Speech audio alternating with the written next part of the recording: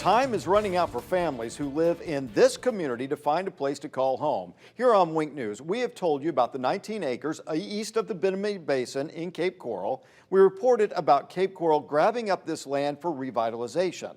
Hello, I'm Russ McCaskey. I'm Amanda Hall. That means the homes would be sold to the city.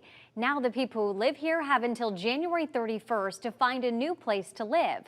Wink News anchor Annette Montgomery shares with us what the people have to say to city leaders. Amanda and Russ, they tell me they want help from city leaders. I've introduced you to this community and these neighbors over the last few months. This is made up of working class families, children who go to Cape Coral schools, people who rely on public transportation.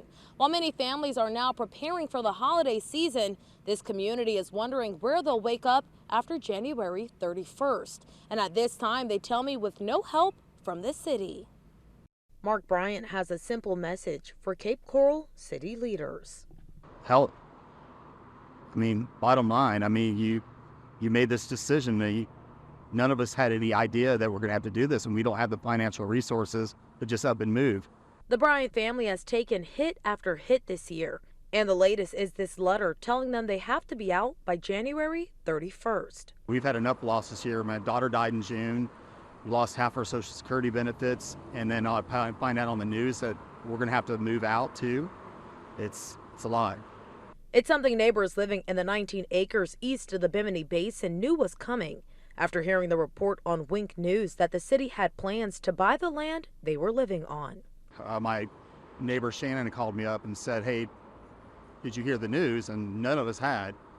And considering it was only going to be 3 months, you'd think we'd get more notice on that.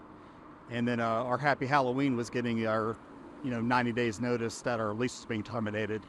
In the letter, it says the city is establishing an assistance program to aid qualified residents impacted by the notice, like the Bryant family. What's next for you? Do you have an idea? I really don't. There's really nothing affordable for people like us. We got a lot of low-income seniors and working people that are in that neighborhood. The city told me in a statement Monday their priority is to handle this process with transparency and respect for their tenants, and they're working closely with their property manager. A statement that isn't holding much weight, with those being forced out.